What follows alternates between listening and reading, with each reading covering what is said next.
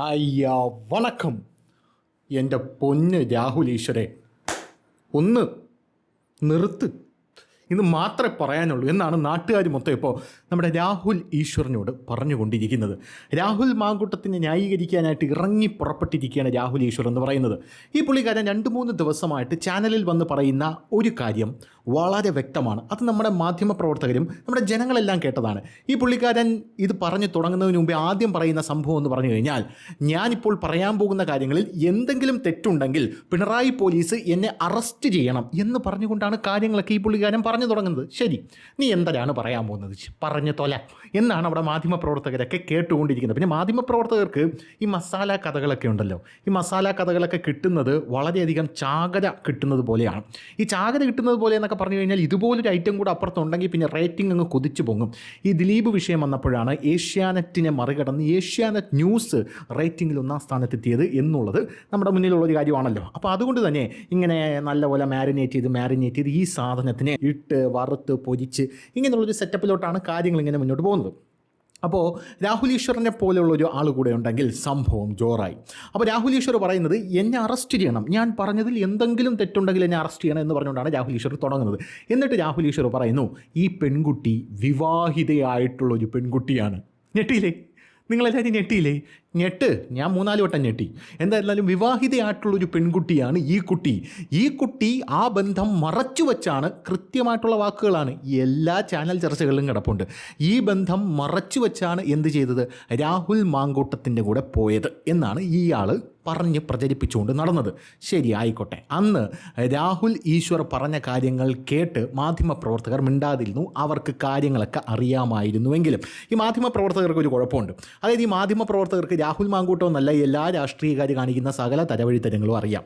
പക്ഷേ ഈ മാധ്യമപ്രവർത്തകർക്ക് അത് പുറത്ത് പറയില്ല. പുറത്ത് പറയേണ്ടാത്തത് എന്തുകൊണ്ടാണ്? രാഹുൽ മാങ്കൂട്ടം ഒരു സ്ഥലത്ത് പോകുന്നു, ഒരു യുവതിയെ കണ്ടുപിടിക്കുന്നു, യുവതിയും രാഹുൽ മാങ്കൂട്ടവും തമ്മിൽ ലൈംഗിക ബന്ധത്തിൽ ഏർപ്പെടുന്നു. യുവതിക്കും പരാതിയില്ല, രാഹുൽ മാങ്കൂട്ടത്തിനും പരാതിയില്ല, പിന്നെ ആർക്കാണ് പരാതി? നിനക്കാണ് ആ പരാതി എന്നുള്ളൊരു ചോദ്യമാണ് മാധ്യമപ്രവർത്തകർ അഭിമുഖീകരിക്കുന്നത്. സദാചാരവാദികളല്ല, അങ്ങനെയുള്ള സംഭവമല്ല മാധ്യമപ്രവർത്തകർ ഫോളോ ചെയ്യുന്നത്. അതുകൊണ്ട് തന്നെ പുരോഗമനം തുളുമ്പുന്ന ആൾക്കാരായതുകൊണ്ട് തന്നെ ഇവരിത് പുറത്ത് പറയാറൊന്നുമില്ല. പക്ഷേ ഇപ്പോൾ യുവതി പരാതിയുമായിട്ട് രംഗത്തെത്തിയിട്ടുണ്ട്. അങ്ങനെ ഒരുപാട് കാര്യങ്ങൾ രാഹുൽ മാങ്കൂട്ടത്തിനെക്കുറിച്ച് എന്തിനു പറയുന്നു, നമ്മുടെ അരുൺകുമാർ, അരുൺകുമാർ, നമ്മുടെ മൊട്ട അരുൺകുമാർ റിപ്പോർട്ടറിൽ ഇരുന്ന് തട്ടിവിടുന്നത് കണ്ടത്. വെള്ളാണിയിൽ ഒരു പോക്സോ കേസ് രാഹുൽ മാങ്കൂട്ടത്തിനെതിരെ കറങ്ങുന്നുണ്ട് എന്നുള്ളതാണ്. ഇത് വളരെ ഗുരുതരമായിട്ടുള്ളൊരു പ്രസ്താവനയാണ്. പോക്സോ കേസ് എന്നൊക്കെ പറഞ്ഞാൽ ചെറിയ കേസല്ല. ഈ കേസ് ഒതുക്കി തീർത്തു എന്നാണ് നമ്മുടെ അരുൺകുമാർ പറയുന്നത്. ഇങ്ങനൊരു സംഭവം അരുൺകുമാറിന് വ്യക്തിപരമായിട്ട് അറിയാമെന്ന് അരുൺകുമാർ പറയുമ്പോൾ ഇതെന്തുകൊണ്ട് അരുൺകുമാർ പോലീസിനെ അറിയിച്ചില്ല എന്നുള്ളൊരു ചോദ്യം വളരെ വലിയൊരു ചോദ്യമായിട്ട് അവിടെ നിലനിൽക്കുകയാണ്. അതായത് ഇയാളൊരു പിഡോഫൈൽ കൂടെയാണ് എന്നുള്ളതാണ് അരുൺകുമാർ പറഞ്ഞ് സ്ഥാപിക്കാൻ പോകുന്നത്. എന്തായാലും അതവിടെ നിൽക്കട്ടെ, അതിലോട്ട് നമുക്ക് വരാം. ഇപ്പോൾ നമ്മൾ പറയാൻ ഉദ്ദേശിക്കുന്ന കാര്യം, രാഹുൽ ഈശ്വർ ഈ കാര്യം പറഞ്ഞല്ലോ. അതായത് ഈ യുവതി വിവാഹബന്ധം മറച്ചു വെച്ചാണ് രാഹുൽ മാങ്കൂട്ടത്തിനെ കയറി പിടിക്കാനായിട്ട് അങ്ങോട്ട് ചെന്നത് എന്നാണ് രാഹുൽ ഈശ്വർ വച്ച് കീച്ചിയത്. കഴിഞ്ഞ ദിവസം രാഹുൽ മാങ്കൂട്ടത്തിൻ്റെ ബെയിൽ ആപ്ലിക്കേഷൻ പുറത്തു വന്നിട്ടുണ്ട്, അതായത് ജാമ്യ ഹർജി. ഈ ജാമ്യ ഹർജിയിൽ രാഹുൽ മാങ്കൂട്ടം കൃത്യമായിട്ട് പറയുന്നുണ്ട്, ഈ യുവതി വിവാഹിതയായിരുന്നു എന്ന് എനിക്കറിയാമായിരുന്നു, കൃത്യമായിട്ട് എനിക്കറിയാമായിരുന്നു, യുവതി വിവാഹിതയായിരുന്നെന്ന് എനിക്കറിയാമായിരുന്നു. ഈ വിവാഹബന്ധത്തിൽ ചില അസ്വാരസ്യങ്ങൾ ഉണ്ടായിരുന്നു. ഈ അസ്വാരസ്യങ്ങൾ എന്നോട് വന്ന് യുവതി തുറന്നു പറയുന്നുണ്ടായിരുന്നു. ആ യുവതി വിവാഹബന്ധത്തിലെ അസ്വാരസ്യങ്ങൾ അഥവാ ഗാർഹിക പീഡനങ്ങൾ എന്നോട് തുറന്നു പറഞ്ഞപ്പോഴാണ് ഞാൻ എന്ത് ചെയ്തത്, ഒരു മുറി എടുക്കാമോ എന്ന് ചോദിച്ചത്. ഇതാണ് സെറ്റപ്പ്. ഒരു ജനപ്രതിനിധിയാണ് ഇവൻ ഈ അലവലാതി ഒരു ജനപ്രതിനിധിയാണ്. ഈ ജനപ്രതിനിധിയുടെ അടുത്ത് ഒരു യുവതി വന്നിട്ട്, ഇപ്പം ഞാനൊരു ജനപ്രതിനിധിയാണ്, എന്നോട് യുവതി വന്നിട്ട് പറയാണ് എൻ്റെ ഭർത്താവിനെ ഗാർഹികമായിട്ട് പീഡിപ്പിക്കുന്നു, എങ്കിലൊരു മുറി എടുത്താലോ എന്നാണോ ഞാൻ തിരിച്ച് ചോദിക്കേണ്ടത്? അതിന് ആ യുവതിക്ക് നിയമപരമായിട്ടുള്ള സഹായം നൽകി അവനെ അടിച്ചൊതുക്കുകയല്ലേ ചെയ്യേണ്ടത്. അതിന് പകരം ഇവൻ എന്ത് ചെയ്തു, യുവതിയെ ആശ്വസിപ്പിച്ച് ഇവൻ യുവതിയെ കുരുക്കിലാക്കി ഫ്രോഡുലൻറ്റ് കൺസേൺ എന്ന് പറയുന്ന സംഭവം ഇവൻ നേടിയെടുത്ത് യുവതിയുമായി ലൈംഗിക ബന്ധത്തിൽ ഏർപ്പെട്ടു. ഇതാണ് കേസ്. ഇത് മാത്രമാണ് ഇതിൽ കേസ്. അപ്പോൾ ആ യുവതി വിവാഹിതയാണോ വിവാഹിതയല്ലയോ എന്നുള്ളതല്ല ചോദ്യം. ഇത് നമ്മുടെ സമൂഹത്തിൽ പൊതുവേ നടക്കുന്നൊരു കാര്യമാണ്. അതായത് ഒരു പെൺകുട്ടി, സ്ത്രീകളെന്ന് പറഞ്ഞാൽ വളരെ വൾണറബിളാണ്. അങ്ങനെ വൾണറബിളായിട്ടുള്ള സ്ത്രീകൾ ഒരു ബന്ധത്തിൽ ഏർപ്പെടുന്നു, ബ്രേക്കപ്പ് വരുന്നു. ഈ ബ്രേക്കപ്പ് വരുന്ന സാധനം നോക്കിയിരിക്കും സമൂഹത്തിലെ കഴുകന്മാർ. ബ്രേക്കപ്പ് വരുന്ന സമയത്ത് മെസ്സഞ്ചറിൽ വന്ന് മുട്ടും, എന്താ മോളൂസി സങ്കടപ്പെട്ടിരിക്കുന്നത്, എന്നോട് പറ, ഒരു ആങ്ങളെപ്പോലെ എന്നെ കണ്ടാൽ മതി എന്നൊക്കെ പറഞ്ഞ യുവമാർ വന്ന് മുട്ടും. ഇതാണ് സെറ്റപ്പ് എന്ന് പറയുന്നത്. അത് എല്ലായിടത്തും നടക്കുന്ന കാര്യമാണ്, എല്ലാ സ്ഥലത്തും നടക്കുന്ന കാര്യമാണ്. അതായത് ഒരു പെൺകുട്ടി ഒരു പ്രണയബന്ധത്തിൽ ഏർപ്പെടുന്നു. ആ പ്രണയബന്ധം തകരുന്നു. ഈ പ്രണയബന്ധം തകരുന്നത് നോക്കി കുറേ എണ്ണം കാത്തിരിപ്പുണ്ട് കേറാങ്ങളെ കളിക്കാനായിട്ട്. ആ പ്രണയബന്ധം തകരുന്നു. പക്ഷേ യുവമാരുടെ എല്ലാത്തിൻ്റെയും ഉദ്ദേശം എന്ന് പറയുന്നത് സെക്ഷൽ ഇൻ്റർകോഴ്സ് മാത്രമാണ്. ഇങ്ങനെ വരുന്നവന്മാരുടെ ഉദ്ദേശം എന്ന് പറയുന്നത് അന്തസ്സായിട്ട് കല്യാണം കഴിക്കണമെങ്കിൽ വീട്ടിൽ പോയി ചോദിച്ചാൽ പോരെ. വീട്ടിൽ പോയിട്ട് ചോദിക്കണം. അതായത് എനിക്ക് നിന്നെ വിവാഹം കഴിക്കണം, ഞാൻ നിൻ്റെ വീട്ടിൽ വന്ന് ചോദിച്ചോട്ടെ, ഇങ്ങനെയല്ലേ പറയേണ്ടത്. അല്ലാതെ രാഹുൽ മാങ്കൂട്ടം പറയുകയാണ്, നമ്മളെ രാഹുൽ ഈശ്വറിൻ്റെ വാദം വെച്ചിട്ട് എനിക്കൊരു കുഞ്ഞു വേണം എന്ന് രാഹുൽ മാങ്കൂട്ടം പറയുന്നതിൻ്റെ അർത്ഥം എന്താണ്? ആ കുട്ടിയുമായിട്ടൊരു കുടുംബജീവിതം നയിക്കണമെന്നല്ലേ? ഇപ്പം ഞാനൊരു പെൺകുട്ടിയെ ഇഷ്ടപ്പെടുകയാണ്, അവളുടെ അടുത്ത് പോയിട്ട് ഞാൻ പറയുകയാണ് എനിക്കൊരു കുഞ്ഞു വേണം. ഇങ്ങനെ പറഞ്ഞാൽ എങ്ങനെയിരിക്കും? ആദ്യം ഞാൻ പറയേണ്ടത് എങ്ങനെയാണ്? ഞാൻ വീട്ടിൽ വന്ന് അന്വേഷിക്കട്ടെ, വീട്ടിൽ വന്ന് ആലോചിക്കട്ടെ, എനിക്ക് ഇന്ന ജോലിയുണ്ട്, എൻ്റെ കുടുംബത്തിൽ ഇങ്ങനെയുള്ള സെറ്റപ്പാണ്, പൈസ ഉണ്ടെങ്കിൽ പൈസ ഉണ്ട്, പൈസ ഇല്ലെങ്കിൽ പൈസ ഇല്ല, ഇത്ര സാമ്പത്തികമൊക്കെ ഉള്ളൂ, താല്പര്യം ഉണ്ടെങ്കിൽ വീട്ടിൽ വന്ന് ആലോചിക്കാം, ഇങ്ങനെ പറയും. അതിനുശേഷം കല്യാണം കഴിഞ്ഞിട്ടാണല്ലോ നമ്മളെല്ലാം കുഞ്ഞു വേണമെന്ന കാര്യം ചിന്തിക്കുന്നത്. അല്ലെങ്കിൽ തന്നെ ജനപ്രതിനിധിയായിരിക്കുന്ന രാഹുൽ മാങ്കൂട്ടം എനിക്കൊരു കുഞ്ഞു വേണം എന്ന് പറയുമ്പോൾ കല്യാണം കഴിക്കാതെ ഒരു കുഞ്ഞ് ഇയാൾക്ക് ആ പെൺകുട്ടിയിൽ ഉണ്ടായിക്കഴിഞ്ഞാൽ അത് ഇയാൾക്ക് വലിയ പ്രത്യാഘാതം സൃഷ്ടിക്കുമെന്ന് തിരിച്ചറിയാനുള്ള ബുദ്ധിയും ബോധവും ഇയാൾക്കില്ലേടേ. അല്ല, ഈ ചാനൽ ചർച്ചയിലൊക്കെ വന്നിരുന്ന് ഘോരം വാദിക്കുന്ന ഒരു വ്യക്തിയാണല്ലോ ഈ രാഹുൽ മാങ്കൂട്ടം എന്ന് പറയുന്നത്. എനിക്കറിയാൻ പാടില്ലാത്തതുകൊണ്ട് ചോദിക്കുകയാണ്. സത്യമായിട്ട് എനിക്ക് അറിയാൻ പാടില്ലാത്തതുകൊണ്ട് നാറ്റ കേസ് തന്നെ എൻ്റെ പള്ളി.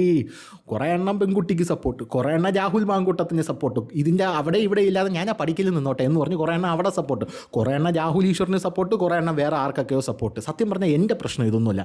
എൻ്റെ പ്രശ്നം ഇയാളൊരു ജനപ്രതിനിധിയായി പോയി എന്നുള്ളത് മാത്രമാണ്. ഇയാളൊരു ജനപ്രതിനിധി അല്ലെങ്കിൽ ഞാൻ ഇത് എടുക്കുക പോലും ഇല്ലായിരുന്നു. അവരായി അവരുടെ എന്തോ ആയിക്കൊണ്ട് പോട്ട്. പക്ഷേ ഇത്രയധികം ആൾക്കാർ 18,000 ഭൂരിപക്ഷത്തിൽ എന്താണ് ജയിച്ച് കയറിയിരിക്കുന്നത്. ഇത്രയധികം ആൾക്കാരുടെ ഒരു പിന്തുണയും വിശ്വാസവും ആർജിച്ച് ജയിച്ച് കയറിയ യവൻ കുടുംബത്തിൽ കയറ്റാൻ കൊള്ളാത്തവനാണെന്ന് ഇപ്പോൾ തെളിഞ്ഞില്ലേ? അല്ല, ആ മണ്ഡലത്തിലെ ഏതെങ്കിലും ഒരാൾ എൻ്റെ ഭർത്താവ് ഗാർഹിക പീഡനം നടത്തുന്നു എന്ന് പറഞ്ഞ് അവൻ്റെ അടുത്ത് വന്നു കഴിഞ്ഞാൽ എന്തായിരിക്കും അവസ്ഥ? അല്ല, ഞാൻ അറിയാൻ പാടില്ലാത്തതുകൊണ്ട് ചോദിക്കും, എന്തായിരിക്കും അവസ്ഥ? എൻ്റെ ഭർത്താവ് അടിക്കുന്നു, ഇടിക്കുന്നു, ഗാർഹിക പീഡനം നടത്തുന്നു. അങ്ങനെ ഞാൻ ആ ഗാർഹിക പീഡനം നടത്തുന്ന ഭർത്താവിനെതിരെ ഒരു പരാതി കൊടുക്കാൻ രാഹുൽ മാങ്കൂട്ടത്തിൻ്റെ അടുത്ത് വരികയാണ്. നമ്മൾ ഈ പോലീസ് സ്റ്റേഷനിലേക്ക് ഇത് കേട്ടിട്ടുണ്ട്. അതായത് പോലീസ് സ്റ്റേഷനിലേക്ക് വന്ന യുവതിയോട് പോലീസ് അപമര്യാദയായി പെരുമാറി എന്നൊക്കെ കേട്ടിട്ടുണ്ട്. സംഭവം ഇത് തന്നെയാണ്. അതായത് ഭർത്താവുമായിട്ട് പിരിഞ്ഞു കഴിയുന്ന യുവതി ഭർത്താവിൻ്റെ ഈ ഇടിയിൽ നിന്നും എന്ത് ചെയ്യാനായിട്ട് ഒരു മോചനം നേടാനായിട്ടാണ് പോലീസ് സ്റ്റേഷനിൽ വരുന്നത്. എല്ലാവരും അല്ല, ചില ആൾക്കാരെ മാത്രം. അപ്പോൾ അങ്ങനെ വരുമ്പോൾ ചില വാർത്തകളൊക്കെ നമ്മൾ കണ്ടിട്ടുണ്ട്. സമാനമായിട്ടുള്ള രീതിയിൽ ആ പെൺകുട്ടിയെ യൂസ് ചെയ്യണം, ആ പെൺകുട്ടിയുടെ ആ വൾനറബിലിറ്റി മുതലെടുത്തുകൊണ്ട് യൂസ് ചെയ്യുകയാണ് ഇയാൾ ചെയ്യുന്നത്. സ്വാഭാവികമായിട്ടും ആ പെൺകുട്ടിക്ക് ആ സമയത്ത് ഇവൻ അടിക്കുകയും ഇടിക്കുകയും പിടിക്കുകയൊക്കെ ചെയ്യുന്ന സമയത്ത് ഈ പെൺകുട്ടി രാഹുൽ മാങ്കൂട്ടത്തിൻ്റെ അടുത്ത് വന്ന് പറഞ്ഞു കാര്യങ്ങൾ പറയുമ്പോൾ ഇത് ഞാൻ പറയുന്നതല്ലേ, ഇത് രാഹുൽ മാങ്കൂട്ടത്തിൻ്റെ ബെയിലി പറയുന്നതാണ്. പറയുന്ന സമയത്ത് ഇയാൾ എന്ത് ചെയ്തു? അതിനെ മുതലെടുക്കാനാണ് ശ്രമിച്ചത്. ചിലപ്പോൾ ആ പെൺകുട്ടി ആഗ്രഹിച്ചത് എന്തായിരിക്കും? ആ പെൺകുട്ടി ഒരു കുടുംബജീവിതമായിരിക്കും യഥാർത്ഥത്തിൽ ആഗ്രഹിച്ചത്. പക്ഷേ യവൻ ആഗ്രഹിച്ചത് അതല്ല എന്ന് ഇതിൽ നിന്ന് തന്നെ എവിഡൻ്റ് ആയിട്ട് പുറത്തു വരുന്ന ഒരു സംഭവമാണ്. കൃത്യമായിട്ട് മനസ്സിലാവും. പിന്നെ കഴിഞ്ഞ ദിവസം എൻ്റെ ഒരു സുഹൃത്ത് വിളിച്ചപ്പോൾ എല്ലാവരും നമ്മൾ ഈ പോയിന്റുകളൊക്കെ പറയുമ്പോൾ നമ്മളെ വാ അടപ്പിക്കുന്നു. ഏറ്റവും വലിയ പോയിൻ്റായിട്ട് അവന്മാർ എടുത്തിടുന്ന പോയിൻ്റാണ് ഇതൊക്കെ എല്ലാവരും ചെയ്യുന്നതല്ലേ എന്ന് എടുത്തിടുന്ന ഒരു പോയിൻ്റാണ്. അപ്പം ഞാൻ എൻ്റെ ഒരു സുഹൃത്ത് പറഞ്ഞത്, ഇതൊക്കെ എല്ലാവരും ചെയ്യുന്നത് തന്നെയാണ്, നീ അവനെ മാത്രം കുറ്റം പറയേണ്ട എന്നൊക്കെ എൻ്റെ ഒരു സുഹൃത്ത് എന്നോട് പറഞ്ഞു. അപ്പം ഞാൻ ചോദിച്ചു, നിൻ്റെ മണ്ഡലത്തിൽ രാഹുൽ മാങ്കൂട്ടം വന്ന് നിന്നാൽ നീ വോട്ട് ചെയ്യുമോ എന്ന് ചോദിച്ചു. പിന്നെ ഞാൻ വോട്ട് ചെയ്യും എന്ന് ഇവൻ പറയുന്ന ഒരു സാഹചര്യം ഉണ്ട്. അപ്പം ഞാൻ അവനോട് തിരിച്ചു പറഞ്ഞത്, നീ വോട്ട് ചെയ്തോ, നീ ചെറ്റ പൊക്കിക്കൊണ്ട് നടക്കുന്ന ഒരുത്തനാണ്, നിന്നെ ഭരിക്കാനായിട്ട് വരുന്നത് ചെറ്റ പൊക്കുന്ന ഒരുത്തനാണ്. അപ്പോൾ രണ്ടും കൂടെ ടാലിയായി. അതായത് നീ അർഹിക്കുന്ന ഭരണാധികാരിയെ നിനക്ക് കിട്ടും, വോട്ട് ചെയ്തു, എനിക്കെന്താ പ്രശ്നം? എനിക്കൊരു പ്രശ്നവുമില്ല. അപ്പോൾ ഇതാണ് അവിടെ സംഭവം നടന്നിരിക്കുന്ന ഒരു വിഷയം എന്ന് പറയുന്നത്. ഈ ഭാര്യയും ഭർത്താവും അല്ലാത്ത ആൾക്കാർ തമ്മിൽ ലൈംഗിക ബന്ധത്തിൽ ഏർപ്പെടുന്നതിൽ തെറ്റൊന്നുമില്ല. ഞാൻ അതിൽ തെറ്റ് പറയുന്ന ആളുമല്ല. ഇനി എന്ത് വേണമെങ്കിലും ആയിക്കോ. പക്ഷേ പ്രശ്നം വരുന്നത് എന്താണെന്ന് പറഞ്ഞു കഴിഞ്ഞാൽ, നിങ്ങൾ ഈ ലൈംഗിക ബന്ധത്തിൽ ഏർപ്പെടാൻ പോകുമ്പോൾ ചക്കരെ, പാല്, തേനെ, മുത്ത എന്നൊക്കെ പറഞ്ഞ് വിവാഹ വാഗ്ദാനം കൊടുക്കുന്നത് നിർത്തണം. ഈ കുഞ്ഞ് വേണം എന്നൊക്കെ എന്തിനാണ് പറയുന്നത്? കുഞ്ഞ് വേണം എന്ന് പറയുന്നതിന് വലിയൊരു ഗൂഢാലോചനയുണ്ട്. അതായത് കല്യാണം കഴിക്കാതെയാണ് ഇയാൾ കുഞ്ഞ് വേണമെന്ന് പറയുന്നത്. കുഞ്ഞ് വേണമെങ്കിൽ എന്ത് ചെയ്യണം? മര്യാദയ്ക്ക് വീട്ടിൽ വന്ന് ആലോചിക്കാം, മര്യാദയ്ക്ക് അവനെ ഡിവോഴ്സ് ചെയ്തിട്ട് എൻ്റെ കൂടെ വാ, ഞാൻ നോക്കിക്കോളാം എന്ന് പറഞ്ഞ് ഒരു കുഞ്ഞ് വേണമെന്ന് പറയണത് അതിൽ എന്താ തെറ്റ്? അല്ലെങ്കിൽ സെക്സിന് വേണ്ടിയിട്ട് മാത്രമാണെങ്കിൽ എനിക്ക് സെക്സിന് വേണ്ടിയിട്ട് മാത്രമാണ്, ശാരീരികമായിട്ടുള്ള ആവശ്യങ്ങൾ പൂർത്തീകരിക്കാൻ വേണ്ടി മാത്രമാണ് എന്ന് പറഞ്ഞിട്ട് അന്തസ്സായിട്ട് പോകണം. അങ്ങനെ പോകുമ്പോഴും അപ്പുറത്തെ പെൺകുട്ടി കൂടെ അത്തരത്തിലൊരു അപ്രോച്ച് നടത്തണം. അല്ലാതെ ചുമ്മാ വഴി നിൽക്കുന്ന ഒരു സ്ത്രീയുടെ അടുത്ത് പോയിട്ട് എനിക്ക് സെക്സ് വേണം എന്ന് പറഞ്ഞാൽ ചവക്ക പൊളക്കനെ അടിച്ചു തരും ചെയ്യും. സ്ക്രീൻഷോട്ട് എടുത്ത് സോഷ്യൽ മീഡിയയിൽ വാരി പൂശുകയും ചെയ്യും. അപ്പോൾ ഇതിനൊക്കെ എന്താണ് അപ്പുറത്ത് നിൽക്കുന്ന ആളുടെ കൂടെ ഒരു മാനസികാവസ്ഥ വളരെ ഇമ്പോർട്ടൻ്റ് ആണ്. ഇതിലെല്ലാത്തിലും എക്സെപ്ഷൻസ് ഉണ്ട്. ഇതൊരു കുഴഞ്ഞു മറിഞ്ഞ് കിടക്കുന്നൊരു കേസാണ്, മനസ്സിലാവുന്നുണ്ടോ എന്തോ. അപ്പോൾ കുഴഞ്ഞു മറിഞ്ഞ് കിടക്കുന്നൊരു കേസാണ്. അപ്പോൾ രാഹുൽ മാങ്കൂട്ടത്തിൻ്റെ കേസിൽ ഇങ്ങനെ രാഹുൽ ഈശ്വർ വന്ന് വാദിക്കുകയാണ്. അപ്പോൾ അതിന് രാഹുൽ ഈശ്വർ ഇപ്പോൾ പറയുന്നൊരു കാര്യമുണ്ട്, ആ പെൺകുട്ടി 1 മാസത്തിന് ശേഷം വിവാഹം ഒഴിഞ്ഞു. ഈ വിവാഹം ഒഴിയുക എന്ന് പറഞ്ഞാൽ ഡിവോഴ്സ് എന്ന് പറഞ്ഞൊരു സാധനമല്ല. ആ പെൺകുട്ടി അയാളുമായിട്ടുള്ള ബന്ധം മാനസികമായിട്ട് വേർപെട്ടു എന്നാണ് അവിടെ ഉദ്ദേശിച്ചിരിക്കുന്നത്. പക്ഷേ രാഹുൽ ഈശ്വർ പറയുന്നത് അയ്യോ ഡിവോഴ്സ് ആയെന്ന് പറയുന്നു, കള്ളത്തരം. അങ്ങനെയൊന്നുമല്ല സെറ്റപ്പ്. അപ്പോൾ ഇതാണ് വിഷയം. ഇപ്പോൾ ആ പെൺകുട്ടിയുടെ ഐഡൻറ്റിറ്റി പുറത്തു വിടാനായിട്ട് കിണഞ്ഞു പരിശ്രമിച്ചു കൊണ്ടിരിക്കുന്ന രാഹുൽ ഈശ്വറാണ്. ഞാൻ ആ പെൺകുട്ടിയുടെ ഭാഗത്തുമല്ല, ഞാൻ രാഹുൽ ഈശ്വറിൻ്റെ ഭാഗത്തുമില്ല, ഞാൻ രാഹുൽ മാങ്കൂട്ടത്തിൻ്റെ ഭാഗത്തുമില്ല. ഇതൊരു നാറ്റ കേസാണ്, നമുക്ക് ഇതിൻ്റെ അടുത്ത് അടുക്കാൻ പറ്റില്ല. പക്ഷേ ഇതൊരു ജനപ്രതിനിധിയാണ്, ഇയാളൊരു ജനപ്രതിനിധി ആയതുകൊണ്ട് മാത്രമാണ്. ഇതിൽ പൊളിറ്റിക്സ് ഉണ്ടോ? ഓഫ് കോഴ്സ് ഇതിൽ പൊളിറ്റിക്സ് ഉണ്ട്. പിന്നെ പൊളിറ്റിക്സ് ഇല്ലാതെ കേസ് ഉണ്ടാകും? ഓഫ് കോഴ്സ് ഇതിൽ പൊളിറ്റിക്സ് ഇല്ലാതെ എങ്ങനെയാണ് കേസ് ഉണ്ടാകുന്നത്? സർക്കാർ, അതായത് പിണറായി വിജയൻ വെറുതെ വിടൂ. രാഹുൽ മാങ്കൂട്ടത്തിനെതിരെ ഒരു കേസ് കിട്ടിയ വെറുതെ വിടുമോ? നല്ല നാക്കാണല്ലോ രാഹുൽ മാങ്കൂട്ടത്തിൻ്റെ, വെറുതെ വിടൂല. സർക്കാരിൻ്റേതായിട്ടുള്ള കാര്യങ്ങളൊക്കെ മറക്കണ്ടേ? അങ്ങനെ മറയ്ക്കാനായിട്ട് കിട്ടിയ നല്ലൊരു ഉണക്കത്തങ്ങാണ് രാഹുൽ മാങ്കൂട്ടത്തിൽ എന്ന് പറഞ്ഞ കാര്യത്തിൽ സംശയമില്ല. പക്ഷേ ഈ വാദം നമ്മളെടുത്ത് മുമ്പിലോട്ട് വയ്ക്കുമ്പോഴും രാഹുൽ മാങ്കൂട്ടം മാന്യനല്ലല്ലോ. രാഹുൽ മാങ്കൂട്ടത്തിനെതിരെ വന്നിരിക്കുന്ന വ്യാജ ആരോപണമല്ലല്ലോ.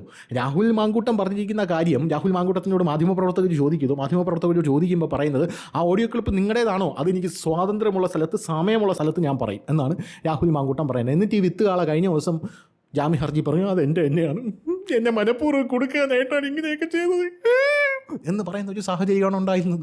അതായത് എൻ്റെ തന്നെയാണ്, എന്നെ മനഃപൂർവ്വം കൊടുക്കാനായിട്ടാണ് ഇത് ചെയ്തത്.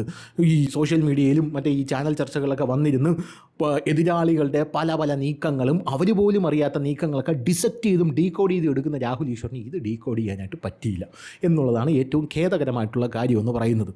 ഇത് എൻ്റെ തന്നെയാണെന്ന് രാഹുൽ മാങ്കൂട്ടം സമ്മതിച്ചിട്ടുണ്ട്. ഇതെല്ലാം ഞാൻ ചെയ്തത് തന്നെയാണ്. പക്ഷേ സ്റ്റോറി ഇങ്ങനെയാണ് വരുന്നത്. അതായത് യുവതി എന്ത് ചെയ്തു? യുവതി ഭർത്താവുമായിട്ട് പിരിഞ്ഞ് താമസിക്കുകയായിരുന്നു. ഭർത്താവിൻ്റെ ഗാർഹിക പീഡനം എനിക്ക് സഹിക്കാൻ പറ്റിയില്ല. ഗാർഹിക പീഡനം സഹിക്കാൻ പറ്റാതെ ഞാൻ വന്നപ്പോൾ എന്ത് ചെയ്തു? യുവതി എൻ്റെ അടുത്ത് വന്നപ്പോൾ ഞാൻ എന്ത് ചെയ്തു? യുവതിയെ ആശ്വസിപ്പിച്ച് യുവതിയുമായിട്ട് ലൈംഗിക ബന്ധത്തിൽ ഏർപ്പെട്ടു എന്നുള്ളതാണ് സത്യം. ഇതാണ് നമ്മൾ പച്ച മലയാളത്തിൽ കേറാങ്ങള എന്ന് പറയുന്നത്. ഇത് എല്ലായിടത്തും നടക്കുന്ന കേസാണ്. ഇപ്പോൾ ഫ്രണ്ട്സിൻ്റെ ഇടയിൽ പോലും നടക്കുന്നില്ലേ? സമൂഹത്തിൽ എന്തോരം കേസുകളുണ്ട്. അതായത് ഒരു കൂട്ടുകാരൻ ഒരു പെൺകുട്ടിയായിട്ട് പ്രണയത്തിലാവുന്നു. ആ കൂട്ടുകാരൻ ബ്രേക്കപ്പ് ആവാനായിട്ട് നോക്കിയിരിക്കുന്ന പല ദണ്ഡികളും കാണും. അത് ഇവൻ്റെ കൂട്ടുകാരന്മാരായിരിക്കും. ബ്രേക്കപ്പ് ആവുന്ന ആ നിമിഷത്തിൽ ഇവൻ പോയി അവളെ പ്രണയിക്കും, അവളെ കെട്ടുകയും ചെയ്യും ചിലപ്പോൾ. ഇത് സമൂഹത്തിൽ വളരെ വ്യാപകമായിട്ട് നടക്കുന്നൊരു സംഭവം തന്നെയാണ്. പെൺകുട്ടികൾക്ക് എന്തെങ്കിലും ഒരു വിഷമം വരാൻ കാത്തിരിക്കുന്ന കുറേ വേട്ടാവളിയന്മാർ നമ്മുടെ ഏരിയയിലുണ്ട്. ഭർത്താവുമായിട്ട് ഭാര്യ പിരിഞ്ഞു താമസിക്കുകയാണോ? കാമുകനുമായിട്ട് എന്തെങ്കിലും അടിയുണ്ടോ? കാമുകനുമായിട്ട് പിരിയാൻ സാധ്യതയുണ്ടോ എന്നൊക്കെ ഇങ്ങനെ ആലോചിച്ച് കിടക്കുന്ന ഒരുപാട് ആൾക്കാരുണ്ട്. ഇനി നമ്മുടെ നാട്ടിൽ സ്ത്രീകൾ എങ്ങനെയാണ് താമസിക്കുന്നത്? ഒറ്റയ്ക്കാണോ സ്ത്രീകൾ താമസിക്കുന്നത്? ആ സ്ത്രീയുടെ ഭർത്താവ് എവിടെ പോയി? ഭർത്താവ് പട്ടാളത്തിലാണോ? ഭർത്താവ് അങ്ങ് വിദേശത്താണോ? എന്തൊക്കെ അറിയണം അവന്മാർക്ക്? ഉദ്ദേശം ഒന്നും മാത്രമേ ഉള്ളൂ. ഇതിൽ ഏറ്റവും വലിയ പോയിൻ്റ് എന്ന് പറയുന്നത് ഇവർ പറയുന്നൊരു സംഭവം എന്ന് പറഞ്ഞാൽ സ്ത്രീകൾ ഞോ പറയണം എന്നുള്ളതാണ്. ഞങ്ങൾക്ക് ഇഷ്ടമുള്ളതിലേക്ക് ചെയ്യും, ഞങ്ങൾ വരും, ഞങ്ങൾ ചിലപ്പോൾ കയറി പിടിച്ചെന്നൊക്കെ ഇരിക്കും. പക്ഷേ സ്ത്രീകൾ ഞോ പറയണം എന്നാണ് യുവമാരൊക്കെ പറയുന്നത്. യുവമാർ ക്രിയേറ്റ് ചെയ്തുകൊണ്ട് വരുന്ന ഒരു പൊതുബോധം എന്ന് പറയുന്നത്. അതിൽ നിന്ന് തന്നെ കാര്യങ്ങൾ വ്യക്തമാണ്. അതായത് ഞങ്ങളെപ്പോലെ ചെറ്റ തെണ്ടികൾ ഈ ലോകത്തില്ല, ഞങ്ങൾ കയറി പിടിക്കും. പക്ഷേ സ്ത്രീകൾ അവരെന്ത് ചെയ്യണം? പറ്റില്ല എന്ന് പറയണം. എന്ന് പറയാത്തിടത്തോളം കാലം ഞങ്ങൾ കയറി പിടിച്ചുകൊണ്ടേയിരിക്കും എന്നുള്ളതാണ് യുവമാരുടെ ലൈൻ എന്ന് പറയുന്നത്. ഒരു പെൺകുട്ടിയെ സമീപിക്കുന്നത് എന്തിനാണ്? ഈ രാഹുൽ മാങ്കൂട്ടത്തിൻ്റെ കേസ് പറയുകയാണെങ്കിൽ കഴിഞ്ഞ ദിവസം മീറ്റ് ദ എഡിറ്റേഴ്സിൽ അരുൺകുമാർ പറഞ്ഞ ഒരുപാട് കാര്യങ്ങളുണ്ട്. വളരെ ഗുരുതരമായിട്ടുള്ള കാര്യമാണ്. ഒന്ന്, ഒരു പോക്സോ കേസ്. ഇവനെതിരെ ഒരു പോക്സോ കേസ് പോരാത്തതിനെയും വ്യക്തിപരമായിട്ടറിയാം. ഈ ഒരു കേസ്, ഈ ഒരു മാധ്യമപ്രവർത്തക കേസ് മാത്രമല്ല, ഇതിന് മുമ്പ് ഒരു മാധ്യമപ്രവർത്തകയുണ്ട്. ഇപ്പോൾ ഈ പരാതി കൊടുത്ത മാധ്യമപ്രവർത്തകയുടെ ഐഡൻറ്റിറ്റി പുറത്തുവിടാൻ രാഹുൽ ഈശ്വർ കിണഞ്ഞ് പരിശ്രമിച്ച് കുറേ ഐഡികൾക്ക് ഈ പെൺകുട്ടിയുടെ ഐഡൻറ്റിറ്റി കിട്ടിയിട്ടുണ്ട്. അങ്ങനെ കിട്ടിയവന്മാർ ഈ പെൺകുട്ടിക്ക് നേരെ പുച്ഛം എന്ത് ചെയ്യുകയാണ്? ഹെയ്ട്രഡ് പരത്തിക്കൊണ്ടിരിക്കുകയാണ്. കാരണം ആ പെൺകുട്ടി ഇത് കണ്ടു കഴിഞ്ഞാൽ ചിലപ്പോൾ ആത്മഹത്യ ചെയ്ത് കളയും. അങ്ങനത്തെ രീതിയിലാണ് കാര്യങ്ങൾ മുന്നോട്ട്. അതാണ് ഇവരുടെ ആവശ്യം എന്ന് പറയുന്നത് പ്രധാനപ്പെട്ട. അതോടുകൂടി ഈ കേസ് തീർന്നു കിട്ടുമല്ലോ.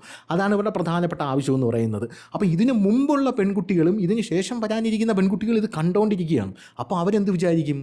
ഇത് മുന്നോട്ട് വന്നു കഴിഞ്ഞാൽ എൻ്റെ ഗതിയും ഇത് തന്നെ ആയിരിക്കും, അല്ലാതെ ഇപ്പോൾ എന്താണ് ചെയ്യാൻ പറ്റുക എന്നുള്ളൊരു അവസ്ഥയിലേക്ക്, ഒരു മാനസികാവസ്ഥയിലേക്ക് അവരും വരും. ഇനി വേറൊരു കാര്യം സിമ്പിളായിട്ട് ചോദിക്കണം. അതായത് ഇപ്പം രാഹുൽ മാങ്കൂട്ടത്തിനെ ന്യായീകരിക്കുന്ന സുഡാപ്പികളും കൊങ്ങികളും ഉണ്ടല്ലോ, ന്യായീകരിക്കും, അതൊക്കെ പൊളിറ്റിക്സാണ്. പക്ഷേ യവന്മാരെ നടയിലടിപ്പിക്കില്ല എന്നുള്ളത് ഞാൻ നെഞ്ചത്തോട്ട് പറയാം. കാരണം നടയിലടിപ്പിക്കില്ല. രാഹുൽ മാങ്കൂട്ടം നാളെ ഇവിടെ ഒരു പൊതുയോഗത്തിന് വരുന്നുണ്ട് കേട്ടോ. നാളെ സാറിൻ്റെ വീട്ടിൽ ഒരു ഊണ് കൊടുക്കാമോ എന്ന് ചോദിച്ചു കഴിഞ്ഞാൽ പട്ടി അകത്ത് വിടും എന്നായിരിക്കും യവന്മാരൊക്കെ ഇനി പറയാൻ പോകുന്നൊരു കാര്യം എന്ന് പറയുന്നത്. പറയുന്നത്. പിന്നെ ഇതൊരു ക്രെഡിറ്റ് ആയിട്ട് കൊണ്ട് നടക്കുന്ന പല പീഡന വീരന്മാരുണ്ട്. അവന്മാരെക്കുറിച്ച് എനിക്കൊന്നും പറയാനില്ല. കാരണം ആ സമയത്ത് ആലുമുള ജാതുവന്മാർക്ക് തണലാണ് എന്നുള്ളതാണ് കാര്യം എന്ന് പറയുന്നത്. രാഹുൽ മാങ്കൂട്ടത്തിനെതിരെ യൂത്ത് കോൺഗ്രസ് നേതാവ് രാഹുൽ മാങ്കൂട്ടം KSU കാലത്തുണ്ടായിരുന്ന സമയത്ത് ഒരു പെണ്ണിനെ കയറി പിടിച്ചു എന്ന് പറഞ്ഞൊരു ഇമെയിൽ സന്ദേശം പല ആൾക്കാർക്കും അയച്ചിട്ടുണ്ടെന്ന് വ്യക്തിപരമായിട്ട് അറിയാമെന്നാണ് അരുൺകുമാർ പറഞ്ഞിരിക്കുന്നത്. അപ്പോൾ ഇന്നും ഇന്നലെയും തുടങ്ങിയതല്ലേ ഇത്, പാർട്ടി പ്രവർത്തനം തുടങ്ങുന്ന അന്ന് പോലെ അവൻ തുടങ്ങിയതാണെന്നാണ് അരുൺകുമാർ പറഞ്ഞതെന്ന് നമുക്ക് മനസ്സിലാക്കാൻ സാധിക്കുന്ന കാര്യം. പക്ഷേ പോക്സോ കേസിൻ്റെ ഒരു കാര്യം അരുൺകുമാർ പറഞ്ഞിട്ടുണ്ട്. അത് ഗുരുതരമായിട്ടുള്ളൊരു വിഷയമാണ്. അങ്ങനെ ഉണ്ടെങ്കിൽ എത്രയും വേഗം പോലീസിന് അത് കൈമാറണം എന്നുള്ളത് മാത്രമേ എനിക്ക് പറയാനുള്ളൂ. ഈ സമൂഹത്തിൽ എന്തൊക്കെയാണ് നടക്കുന്നത്, ഒരു ദിവസം കഴിഞ്ഞ് കിട്ടണമെങ്കിൽ എന്തൊക്കെ അപരാധങ്ങൾ കാണണം എന്നാണ് ഞാൻ ഇപ്പോൾ ആലോചിക്കുന്നത്. അപ്പോൾ ശരി.